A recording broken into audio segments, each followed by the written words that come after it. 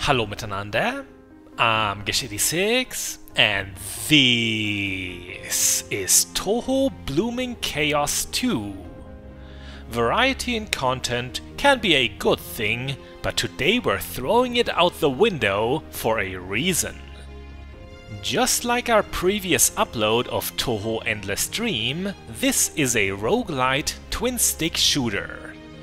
The game even has in common that it had a lengthy early access phase and goes for a similar price. It feels a little like these two titles were destined to have a friendly rivalry, so I think it's fair to keep the comparison close. The hero of Touhou Blooming Chaos 2 is the eternally ignorant Cherno, who's trying to solve the mystery of peculiar purple stones she keeps finding. While not linked as closely to the story, other girls are playable too, among them one I could never resist, Hina Kagiyama. A left click on the mouse makes the cursed misfortune goddess smile for the camera. Every heroine has a unique playstyle, and the second page of their character sheet tutorializes us on what they can potentially do. The typical repertoire of anyone consists of a standard attack, 3 special skills, and a dash ability. Notice that it says Hina is level 1 with 0 experience points. While I did read her move list, and even experimented a little on the dummies of Kasen's dojo, I was totally green to how Hina performed in the field at the time of this recording. I really wanted to save this first impression for you.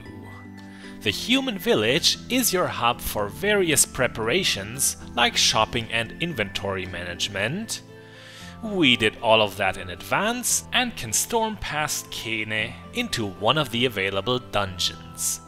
The main campaign is split into 3 separate scenarios, and for a brand new character, it is wisest to start with the first and easiest.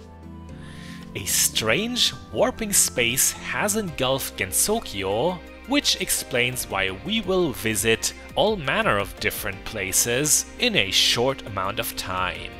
The perfect setup for a roguelike, which should always feel like a dynamic journey. Dungeons in Touhou Blooming Chaos 2 consists of many floors, and floors are made up of several interconnected rooms. If a room you enter does not contain the stairs to the next floor, it'll either be filled with enemies to fight, or have a small chance to be an event room. We just rolled such an event, it's a memory game. To get a prize, only the enemies shown may be destroyed, and in the presented order. Unfortunately, Dopey Me still had the wrong skill selected, so we burned everything to a crisp with Old Lady Ogane's fire. It's Hina's only skill that resembles a typical ranged attack. Her playstyle must look really confusing for any newcomer. We are zipping around quickly, and enemies seem to randomly explode from that. Hina indeed operates pretty unorthodoxically, as she's all about dashing through opponents, marking them, and then remotely detonating them. Before I elaborate, let's assign some attribute points. The first 5 should always go into hit points, the maximum in that category. The player character only ever takes 1 heart of damage from all sources, so any flat increase will make a difference. So the way that Hina mainly fights is by first spinning into foes, leaving curse marks.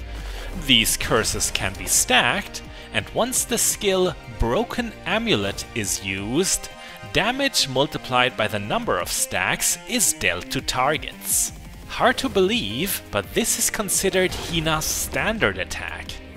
Compared to the other heroes of Blooming Chaos 2, our gloomy gothic Lolita is awesomely terrible. You know I would be the last person on the planet to admit that, but it's true.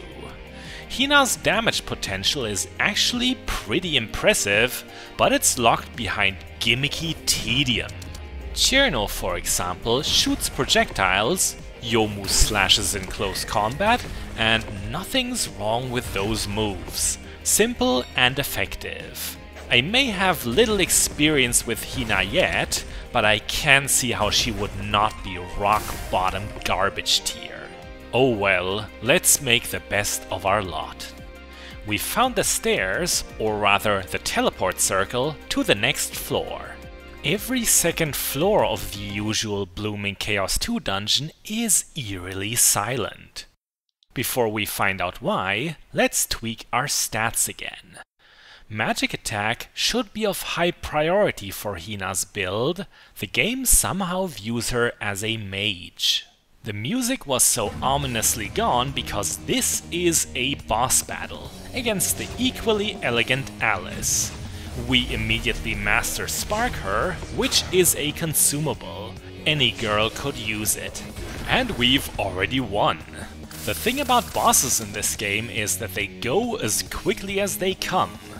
It's a stark contrast to something like Touhou Endless Dream, where I actually had enough time to tell you about what they do and how to handle them, but not necessarily a bad thing when they're as frequent as every second floor.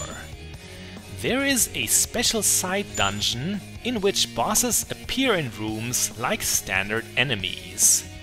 For this to be even remotely fair, I guess the boss design made sense to be this slim. Said dungeon is called Chaos Mode, by the way. It's the mode Jack Garland would choose to play, the only one he ever would. I told you in the beginning that Blooming Chaos 2 was a twin-stick shooter. We can see an aiming reticle on the screen. Amusingly, Hina has to be an oddity again when it comes to aiming, as none of her attacks require it. Spinning is entirely movement-based, and even Old Lady Ogane's fire is expelled in a fixed pattern. We've just used a consumable that temporarily raised our movement speed. Now Hina is like a race car. Even without that, the Misfortune Goddess counts among the faster characters, which does considerably aid her playstyle at least. The Master Spark during Alice's boss fight was indeed the only thing we had to angle with the mouse so far. On that note, I've briefly mentioned that left click makes Hina strike a pose, followed by cartoon hearts and stars. If you're wondering what that is about, it is a taunt, and completely pointless. Somehow, only Hina has something like this. It happens to lock you down for a second too, which just got us injured. All because I accidentally touched the button that is literally the most important one for anyone but Hina. The abilities we do get some good use out of all cost MP, which does regenerate over time. Hina only has 14 MP, but not excessively high MP costs. Here's another special event room that reverses your controls before it throws a lot of enemies at you for a prize. An interesting trait of Hina is that she's actually immune to all debuffs and ailments, including this kind of confusion. I didn't know that until then, and was caught off guard when my controls stayed normal. Purple chests like this have lots of loot in them, and usually of pretty high quality. Apart from consumables, there's also equipment in the form of clothing cards. Our own gear is shown in the lower center. Being a couple of hours into the game, it's pretty doubtful we'll find upgrades to what we brought from home.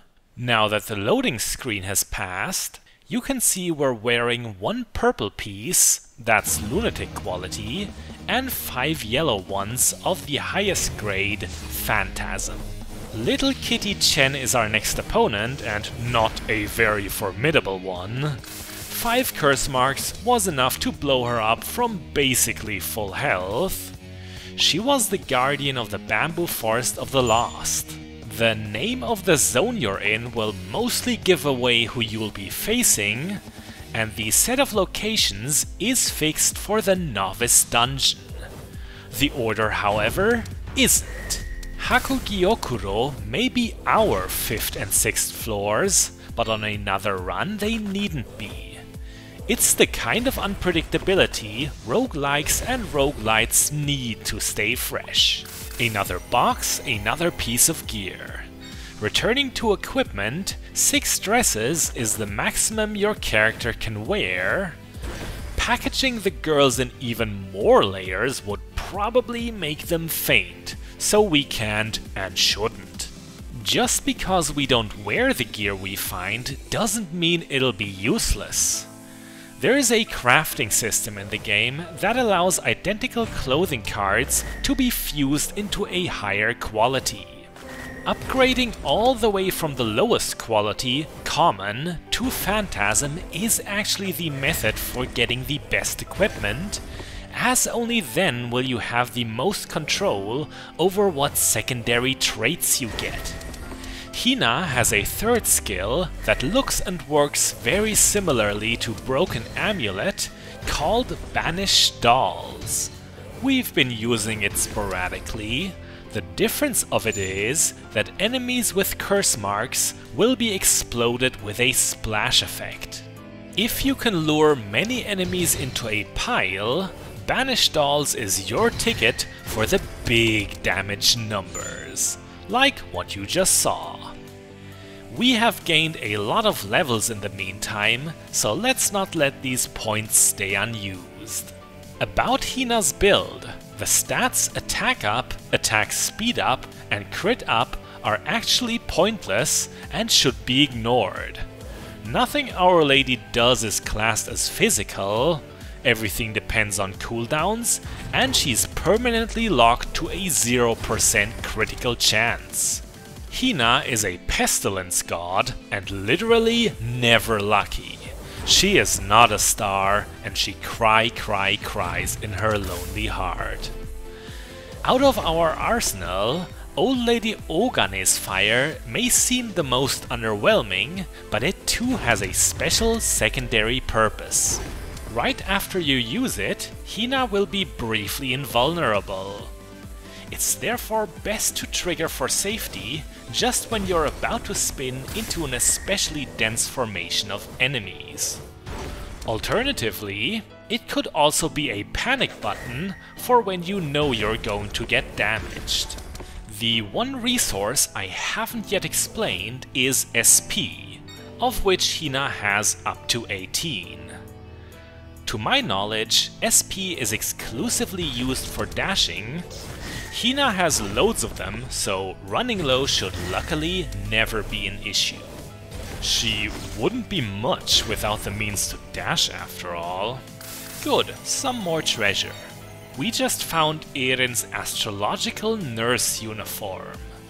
That one deserves a special shout out, as its primary trait is very powerful in my opinion. You'll get protective shield points from it that build up and recover through kills. I'm hoping to craft one up into phantasm quality in the near future. I've now told you about most of Hina's nuances. I have to stand by the fact that she is quite a bad character, but at least it's an amusing badness. The concept of the playstyle is impressively imaginative. It's just sad it's also comparatively weak and impractical. It turns out the last room of Hakugyokuro we checked was the one leading to the exit. Oh, a classic roguelike moment. At least there's a function to teleport, allowing us to avoid tedious backtracking. Now who could be Guardian of Hakugyokuro? It's not Yomu, she is already playable, and very few girls are both that and a boss. There is a status ailment of instant death, and I suspect Yuyuko can inflict it, but I don't think I've ever been hit by her. Despite the name, it's not all that instant, as it only reduces your health to 1 heart. Hina, of course, has to fear none of that sort. You'll often see us leaving behind goodies. That's because carrying capacity is unfortunately limited. It's 36 slots by default, 3 pages, yet that can be raised through attribute points. Such an investment always hurts a little. Still, we shouldn't be too hard on ourselves, as points can be reset and reassigned in the village thanks to Kassen. If you're unhappy with how a character turned out, you always have the option to optimize later in the higher levels. We have already found the exit on Yokai Mountain. That this hike would be so short must be karma for the previous zone. We only grabbed a few more experience points, now we should move on. The fact that we brought such overpowered equipment with us skews a little how lethal this game can be on a fresh file. I dread to imagine how Hina would perform in the skin diving side dungeon. Nitori here wouldn't be much of a problem, but she's really good at presenting the misfortune goddess's shortcomings. The Kappa can use an invulnerability shield that stays until 4 generators have been destroyed. The issue is that Hina must always detonate all of her curse marks. You can't choose which to blow up. Basically, once the shield appears, all marks previously on Nitori become useless, and that can be frustrating. I'm just now seeing that we're still carrying the Super Zun beer we found a while back. That is a rare and useful consumable. We could use it to briefly become invincible, but it's also part of a set of items you can trade into Erin at the village. I remember it was the very last I delivered of this set, keeping me from the respective prize. I also remember that this place, the former Hell, was the very first zone I ever explored in Blooming Chaos 2. When you've just started dungeoneering, most foes will be of wimpy types, but now that we are on floor 9 already, the elite breeds like Kappa and Moonrabbit soldiers will become more common. The Kappa are not only noticeably hardy, but specialize in sudden, sneaky attacks. The Moonrabbits, on the other hand, are special in that they can call reinforcements. Once they have, the caller will be of officer status. Defeating them first will also get rid of all the summoned soldiers. It's high time I mentioned the developer of this game. They're called Two-Colored Violet Butterfly, and what struck me most about them is that they've been churning out titles at an impressive pace since fangames have been allowed on Steam.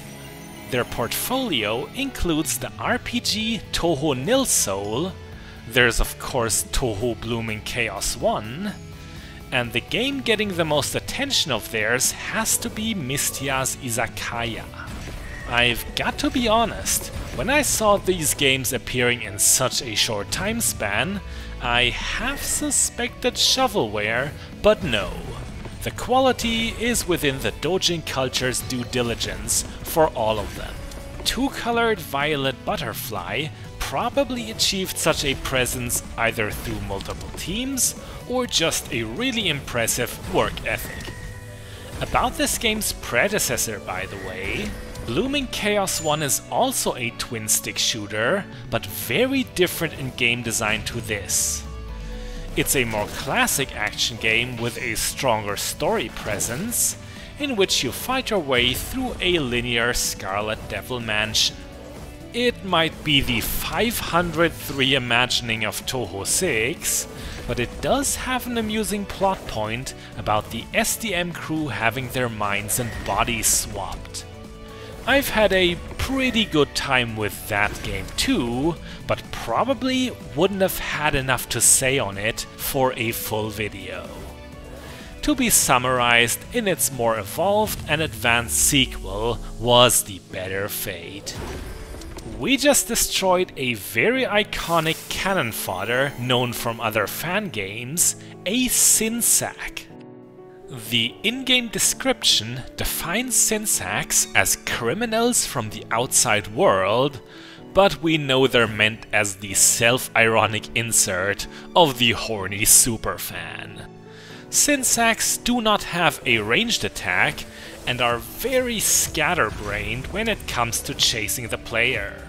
Looks like we're having bad luck again when it comes to finding the exit. Oh well, at least the former hell is a very good looking zone.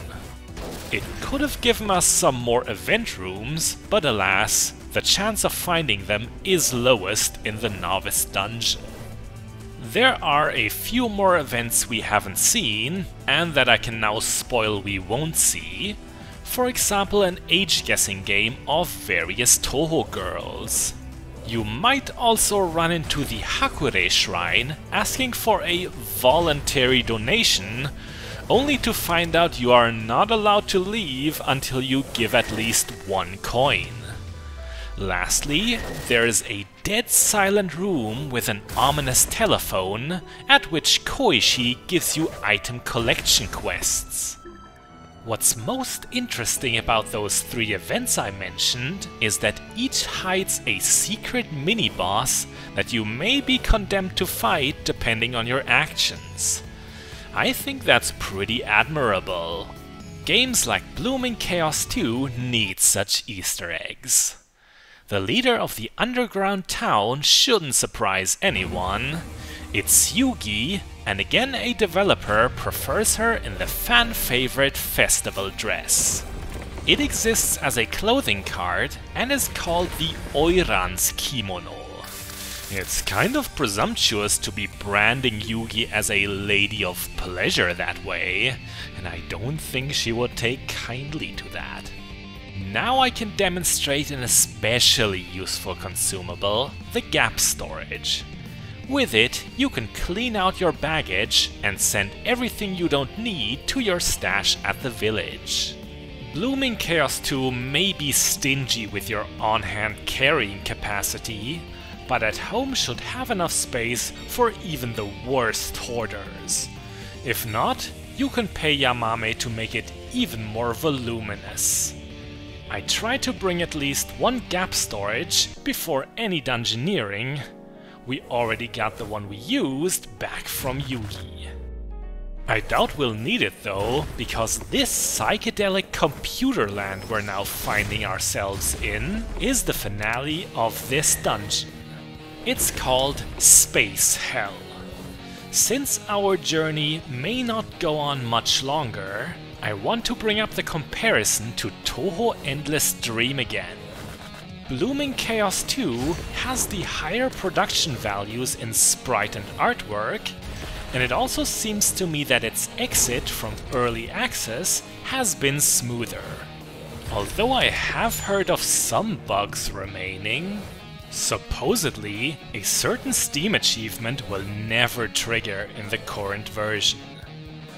Yet despite those positives, I must admit that Endless Dream has the stronger core gameplay.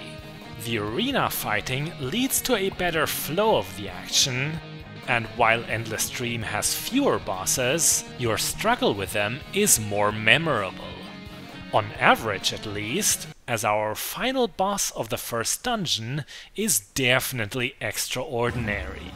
It's an ogress by the name of Ushio, either a cameo I cannot identify, or an OC by 2-colored violet butterfly. She is in a different league compared to our previous foes, mainly because she can trap you in a destructible cube at will. For someone like Hina who relies on mobility and cannot deal damage quickly on demand, this is a bane. We may have won, but this was the ugliest attempt I've had against Ushio since my very first try where I had to flee from her. Like I said, Hina is basically a joke character. With her I am happy to have made it at all. Thus, we are back to the village, and our video is coming to a close. I may have pronounced Blooming Chaos 2 the loser to its rival, but it was a close race. It's still a lot of fun. If you liked one, the other should also entertain you. With that, I'm Geshedi6, this was Touhou Blooming Chaos 2. I say bis bald, and so does this goth lolly.